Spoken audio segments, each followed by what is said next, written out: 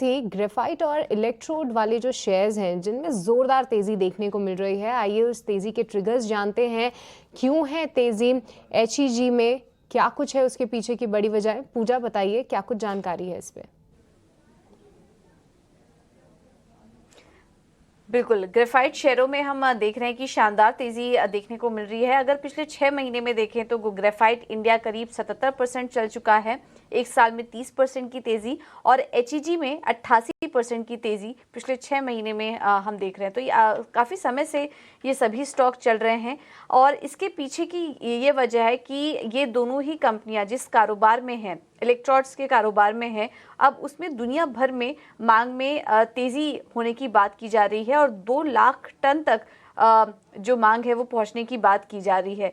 अब आपको बता दें कि दुनिया भर में केवल 7 कंपनियां हैं ग्रेफाइट और एचईजी को मिला के जो कि इस कारोबार में है। चीन से भी कंपटीशन कम है। तो हम देख सकते हैं कि ग्रेफाइट इंडिया और एचईजी के लिए एक बड़े मार्केट के अवसर यहाँ पर खुलते हुए नजर आ रहे हैं। अब ये जो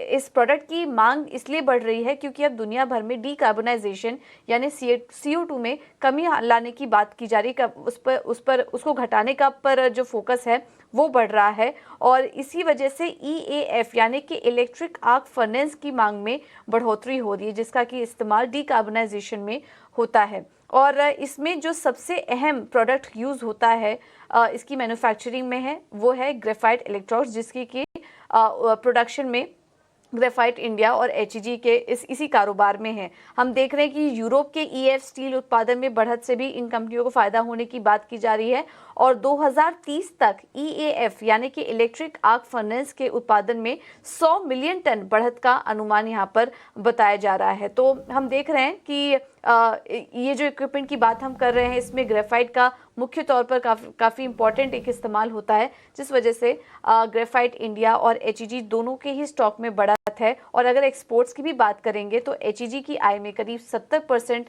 जो कंट्रीब्यूशन है वो एक्सपोर्ट से आता है, और ग्रेफाइट की आय में करीब 50% योगदान एक्सपोर्ट से आता है। अब यहाँ पर लगातार पॉजिटिव रिपोर्ट्स भी आ रही हैं। जेफरीज के तो टारगेट भी हासिल हुए, और अभी रिसेंटली ही इंक्रेड की रिपोर्ट आई जिसमें एचईजी पर ऐड की रेटिंग दिया है, लक्ष्य 2462 का कंपनी पर देख रहे हैं, और आने वाले समय में मार्जिन को लेकर, वॉल्यूम्स को लेकर भी यहाँ पर बढ़त का अनुमान बताया जा रहा है। इस वजह से हम देख रहे हैं ये जो कुछ ट्रिगर्स हैं इसकी वजह से एचईजी और ग्रेफाइट लगातार तेजी में है।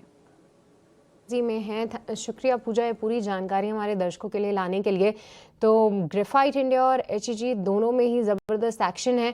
एक बार अक्षय क्विकली आपसे समझना चाहेंगे अब कौन से नए टारगेट्स निकलकर सामने आ रहे हैं, और कैसे देखा जाए इस तेज़ी को, क्या यहाँ से और भी तेज़ी बढ़ सकती है? क्योंकि बहुत अगर लंबे समय का चार्ट देखें तो एक भारी गिरावट का शिकार हुए थे सारे काउंटर्स। तो आपका क्या नज़रिया है इन पे अब?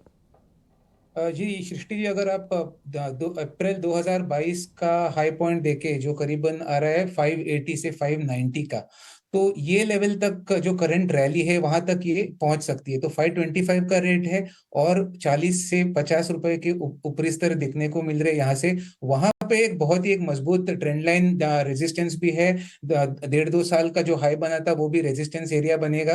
तो थोड़ा सा रैली और बचा हुआ है। अगर मोमेंटम क्लियर हो आप तो आप ये 40-50 रुपए और पकड़ने की कोशिश करें, जल्दी मिल जाएंगे आपको। बाकी अगर आप थोड़ी लंबी अवधि के साथ देख रहे तो as a technical on the technical charts मैं देखूंगा कि 580 के स्तर पे कैसे रिएक्ट कर जाता है स्टॉक। तो फिलहाल मैं 580 के टारगेट के लिए इस पे दाव लगाऊंगा with a stop loss of 480। Okay, बहुत बहुत शुक्रिया। क्या कुछ लेवल्स आपको ध्यान में रखने हैं दोनों ही काउंटर्स के लिए?